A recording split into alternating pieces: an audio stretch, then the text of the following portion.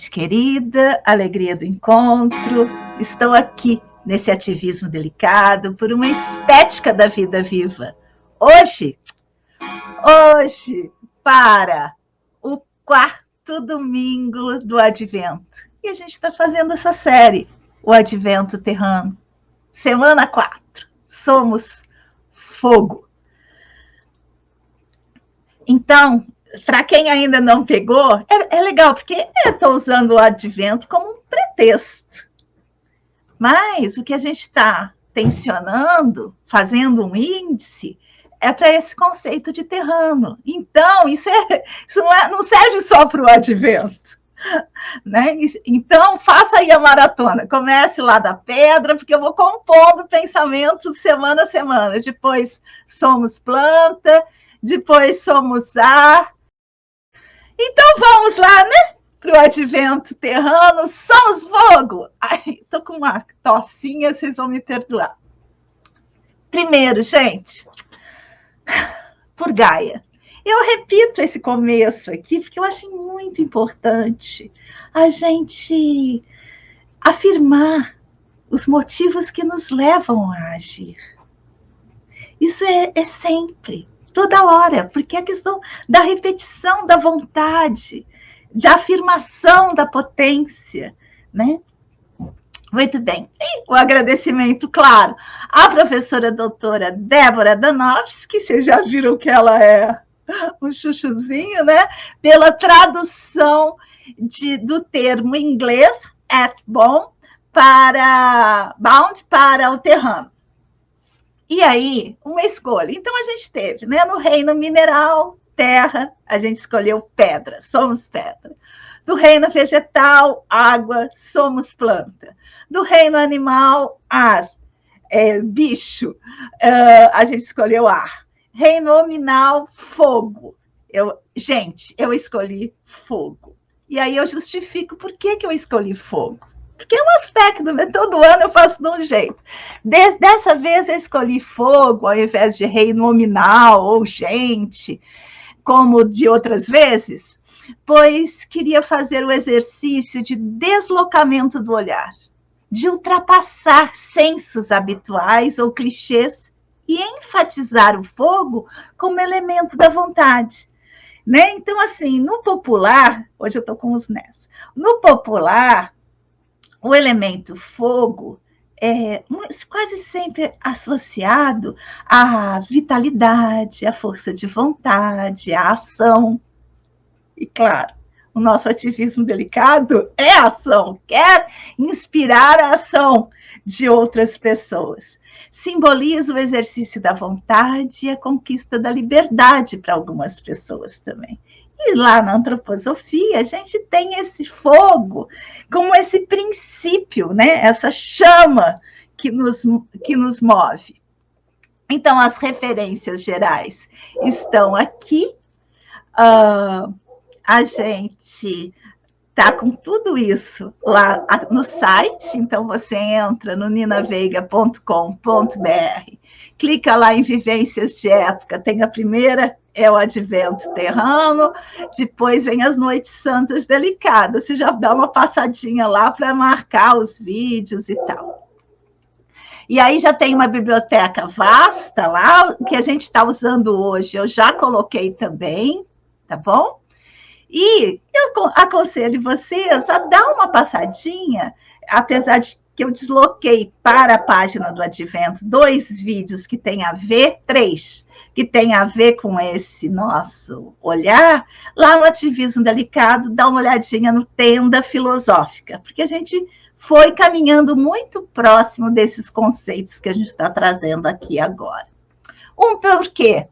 Tudo o que fazemos em honra à terra. Uma intenção, ultrapassar dicotomias e desincentivar supremacias.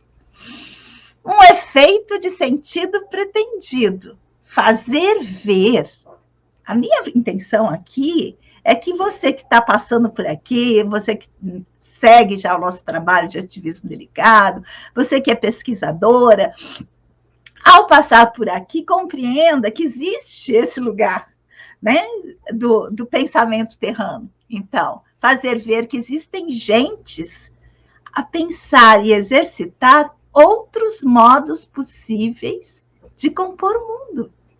Isso, para nós, principalmente agora que eu tenho escutado relatos de pessoas que estão desanimadas, é importante a gente se associar, a gente formar povoamento com esses povos por vir. Uma vontade maior, que a terra seja valorizada como entidade plena de sentido e sensibilidade para nos ajudar a nos tornarmos terranos. Uma pergunta que ficou da semana 3. Eu queria ter mudado essa pergunta, mas honrei a pergunta, porque da semana 3 para cá já vi que ela tem algumas coisinhas que a gente podia ajustar.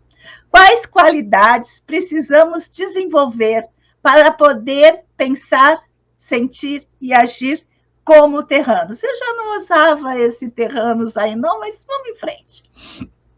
Como? Eu não usaria o como, né? Daria para redigir de outra maneira.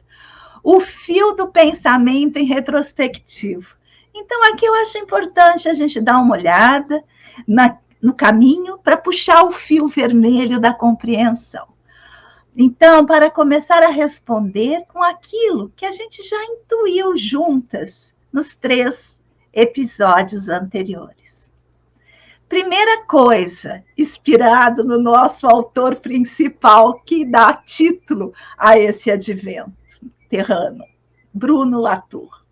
Ele diz, eu chamei de uma indicação, toda a concepção da nova geopolítica deve levar em conta que os terranos estão ligados à Gaia de uma maneira completamente diferente, isso é tão importante a gente saber, daquela que os humanos estavam ligados à natureza. Isso, para mim, é a base desse sentimento, dessa concepção, de tudo que a gente for compor de pensamento, perguntar, eu estou numa relação terrana com Gaia ou eu estou numa relação humana com a natureza? Gaia não é mais indiferente às nossas ações. Isso também a gente tem que olhar para esse ser vivo que é Gaia e perceber que ela está de olho na gente, né? Ao contrário dos humanos na natureza, os terranos sabem que estão lutando com Gaia. Eles não podem tratá-la como um objeto inerte e mudo, nem como juíza suprema e árbitra final.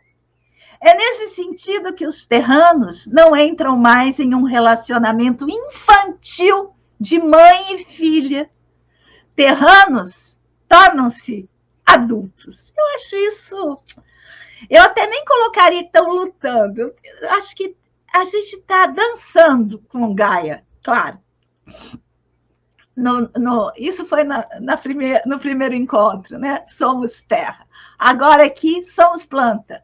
Uma constatação antropológica que vem de um autor maravilhoso, referências nas nossas pós-graduações, Tim Ingold. Em um mundo da vida, há só eventos em andamento. Nada de sujeitos, nem objetos, apenas verbos.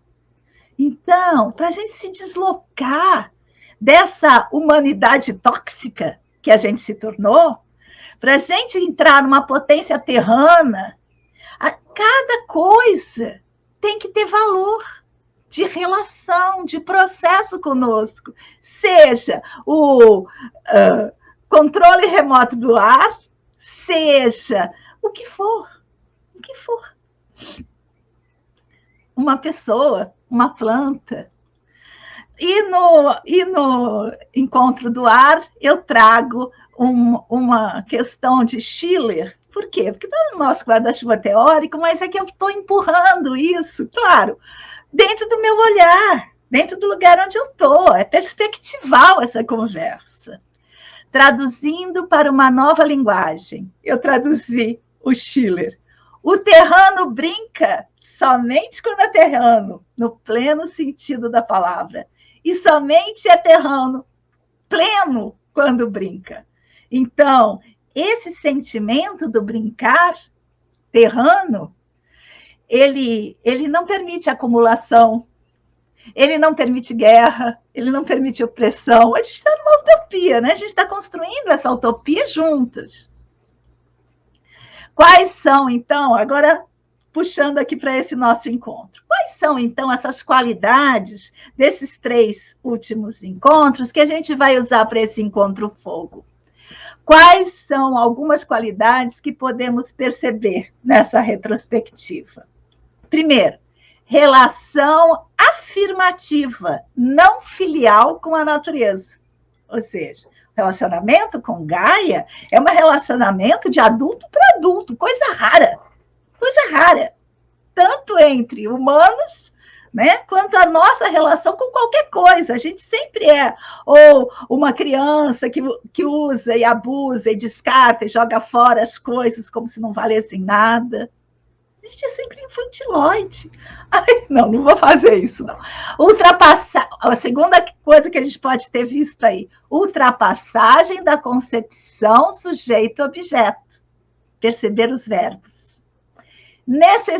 Terceira, necessidade de brincar como política da existência. Tem gente que fala assim, muito, estudiosos, senso comum, várias pessoas falam assim, brincar é sério. E nessa concepção de brincar é sério, eu diria, sério é o brincar. Brincar é o modo de nós nos tornarmos gente, né? E aí, uma pergunta que ficou da semana 3. Vamos observar, então, o que a gente viu com essa nossa pergunta. Quais qualidades precisamos desenvolver para poder pensar, sentir e agir como terranos? E aí diz, o que é brincar? É preciso entender o brincar, e aí que eu quero chegar, né? Não falar que é sério, nem que é necessário, nada disso. Como força constitutiva e base para uma cognição outra. É por isso que eu fui refazendo esse recorte, porque eu quero mostrar que essa cognição terrana, ela é uma cognição que vem disso que a gente chama de brincar. E o que a gente chama de brincar no nosso guarda-chuva teórico? É aquela força, olha lá, Schiller, que é o impulso lúdico. O que é esse impulso lúdico? Então, da onde que veio? Né? Quem me acompanha sabe, mas eu vou dar uma relembrada curta aqui nisso. Então, quando Schiller, contemporâneo de Kant, né, logo após Kant, na verdade, logo após Kant, olhou o pensamento kantiano, que era... Ele criava uma dicotomia, que essa é a dicotomia kantiana, está valendo até hoje, gente. Está valendo até hoje. Impulso da forma, impulso da substância, irreconciliáveis. Ou é causa ou é ordem, ou é bom ou é mal, enfim. Não vou entrar em detalhes maiores, mas só para a gente entender do que se está falando. Schiller, então, olhou para isso e disse, não, mas não consigo perceber isso. Tem que ter uma coisa a mais. E aí tem.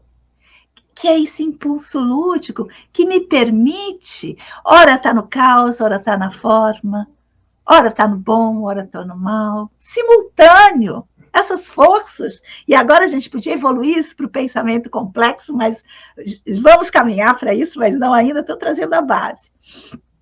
E aí, esse impulso lúdico, lá na antroposofia, foi que né, eu vou, durante as noites santas, eu sempre aquarelo, dessa vez preparei, disse, não, eu vou aquarelar grande, mais ainda do que normalmente é o aquarelo.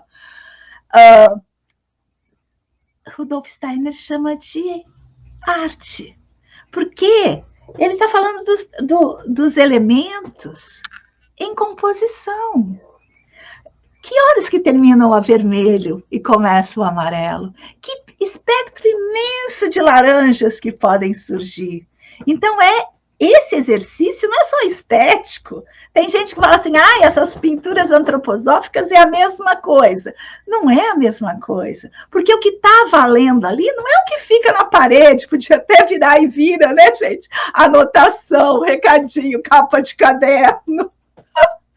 Mas o o exercício que se quer compor é justamente o da flexibilidade, da ultrapassagem, que é acostumar a alma para que ela perceba o seu movimento, que é um movimento que Schiller chamou de impulso lúdico, Steiner chama de arte, e que em Winnicott a gente vai ter como brincar. É essa dança. E Nietzsche vai trazer, né? Não confiaria em um Deus que não sabem dançar. É dessa dança do pensamento que esses autores estão falando. E aí, o que eu quis dizer com isso? Escrevi para mim mesmo. Que para se tornar, para um tornar-se terrano, é preciso o exercício de uma cognição outra. E aí eu coloquei ali, brincar, arte, pensamento processual, reforma do pensamento, por exemplo, lá em Spinoza seria chamada reforma do pensamento. Parar de pensar nesses estados fixos e perceber as processualidades. É preciso a produção de uma plasticidade da percepção que inclua as forças de atualização. E aí eu coloquei ali uma observação. O pensamento dá na imanência. Desinvestir, isso também é necessário, das idealidades, das invenções metafísicas, ou seja, de que isso deveria ser assim, deveria ser assado, de que aquilo que está ali é pior do que deveria ser, ou melhor do que deveria ser, enfim. Toda essa trajetória que a gente, nas nossas pós-graduações, vem trabalhando, que as formações de professores Waldorf, médicos, tentam trabalhar, às vezes sem muito sucesso, né, gente? Porque uma coisa é a gente tentando aqui. Outra coisa é todo um aparelho social, de poder, de Estado, fazendo o contrário. E aí a gente chegou onde está, porque a gente viu, né, no encontro passado, tem muitos grupos querendo fazer diferente. Nós vamos. Ou, aí eu trago uma citação das nossas autoras, né? Eu trouxe a Janine Settler, desse livro do ecofeminismo, que ela diz assim, ou, em outras palavras, perceber a complexidade da vida. Olha que lindo que ela diz. A insurreição do saber longamente subjugado traz consigo a necessidade de uma compreensão igualmente furtada à vista pelo predomínio da uniformidade e da homogeneização epistêmica e cultural, que é o que está acontecendo cada vez mais agora. Todo aquele que é diferente está sendo penalizado. Ou seja, diz ela, o reconhecimento da complexidade. O entendimento da complexidade, diz a Janine, requer uma atitude de quê? Abertura, flexibilidade, olha que lindo, de humildade, que nos permite ouvi-la. Ouvi-la quem? A complexidade. E reconhecê-la como característica do quê, gente? Da vida, para um vasto sentido da vida. Por isso que a gente vive falando por uma estética da vida viva. É isso. Por quê? Porque aquele pensamento moderno que o vovô Kant trouxe, ele é ótimo. Toda a idealidade, ela é ótima. Contanto que não tenha gente dentro, nem bicho, nem planta, nem vida dentro. Né? O pensamento estanque. Por isso a gente tem que fazer o nosso pensamento bailar com Gaia. E aí segue a Janine. O pensamento terrano no ecofeminismo, eu chamei. Eu inventei isso de falar de que é o pensamento, que eu identifico o pensamento terrano ali. Claro que ela não está falando disso.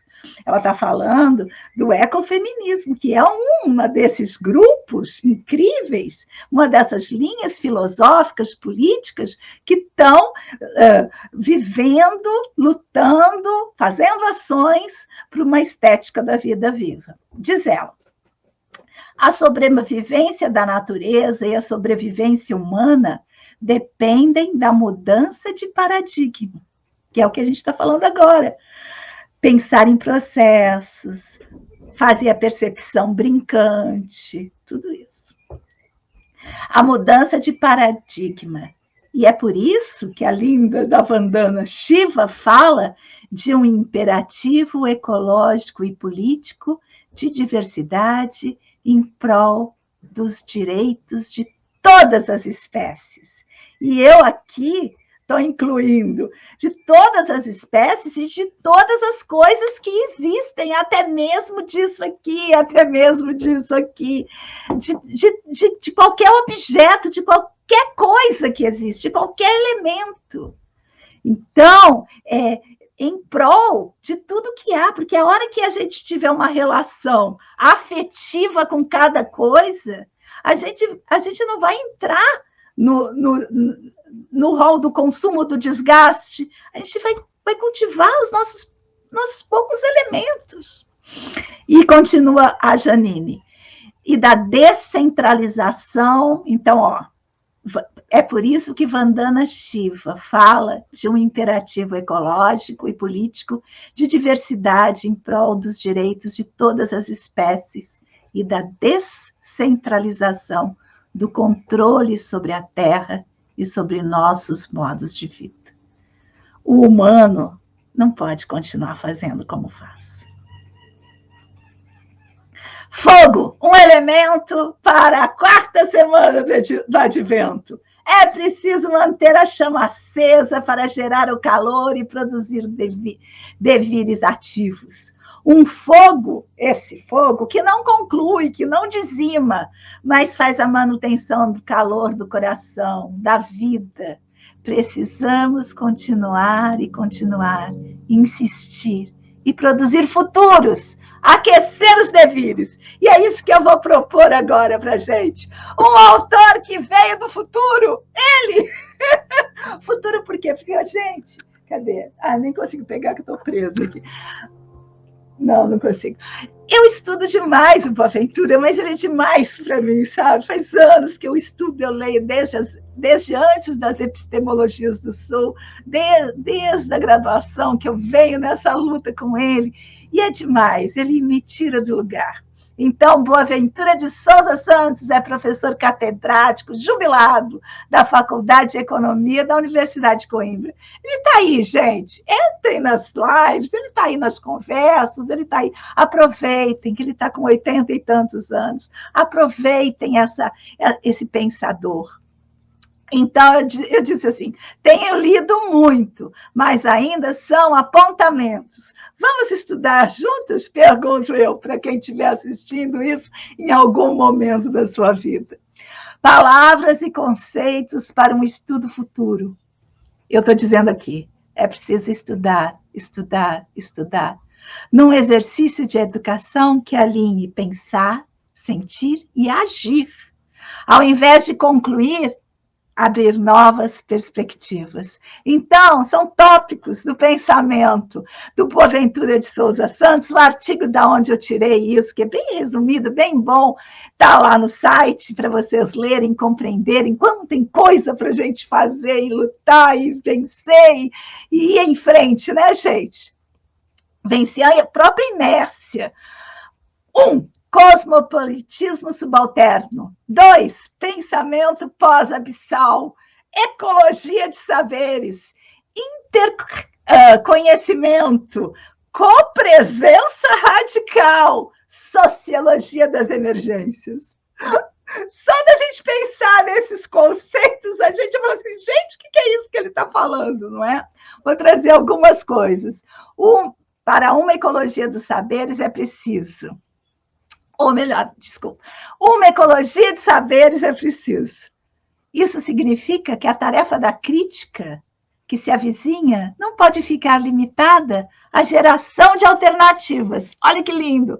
Ela requer, de fato, um pensamento alternativo de alternativas. Ou seja, a dobra da dobra da dobra.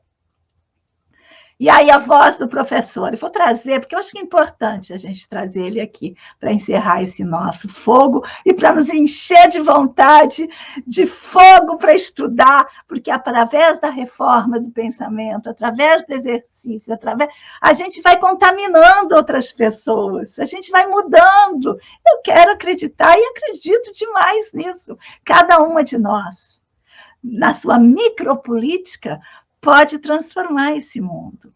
A voz do professor Boaventura de Souza Santos.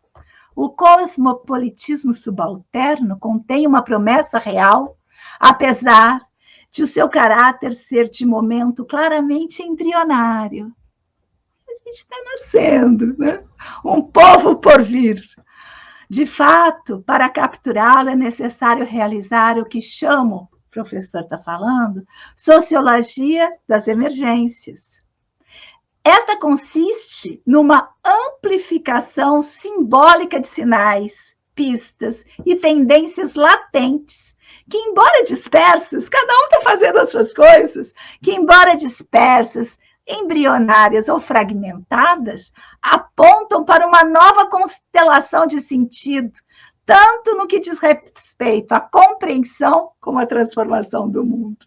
Nós ainda não estamos fazendo povoamento, está cada um na sua praia, com seus autores, com a sua turma, pensando, fazendo roda, mas nós estamos aí, e cada uma de nós é potente nisso. O cosmopolitismo subalterno manifesta-se através das iniciativas e movimentos que constituem a globalização, olha como ele chama, globalização contra-hegemônica. Consiste, eu me imagino, não sei vocês, mas eu me imagino nesse lugar, consiste num vasto conjunto de redes, iniciativas e organizações e movimentos que lutam contra a exclusão econômica, social, política, cultural, gerada pela mais recente encarnação do capitalismo. Nós temos um inimigo declarado, gente, que é o capitalismo.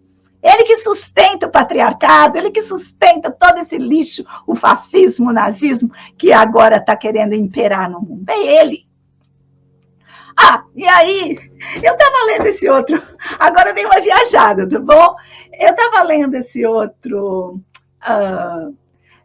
trechinho do artigo quando me lembrei de uma série, e aí estou convidando vocês para maratonar.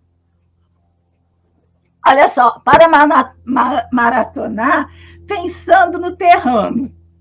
Eu estava lendo assim, ó, C. Hipoteticamente, diz o professor Boaventura de Souza Santos, um camponês africano e um funcionário do Banco Mundial, no decurso de uma rápida incursão rural, se encontrassem no campo africano, de acordo com o pensamento abissal, dicotômico, né, gente? Pensamento abissal, que separa. O encontro seria simultâneo. O pleonasmo é intencional, diz o professor, mas eles seriam não contemporâneos. Olha lá. Pelo contrário, de acordo com o pensamento pós-abissal, que a gente vai estudar junto para perceber bem o que é isso, o encontro é simultâneo e tem lugar entre dois indivíduos contemporâneos. Aí eu estava lendo isso e, claro, lembrei dessa série escandinava, norueguesa, está com o título de Os Visitantes, mas não achei uma boa tradução, não.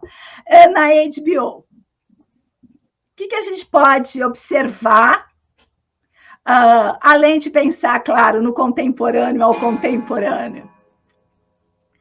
Os modos de subjetivação. Os modos de subjetivação, as crenças, os valores, as naturalizações mudam e nós vamos mudar também. Como é que é essa série? Essa série é assim.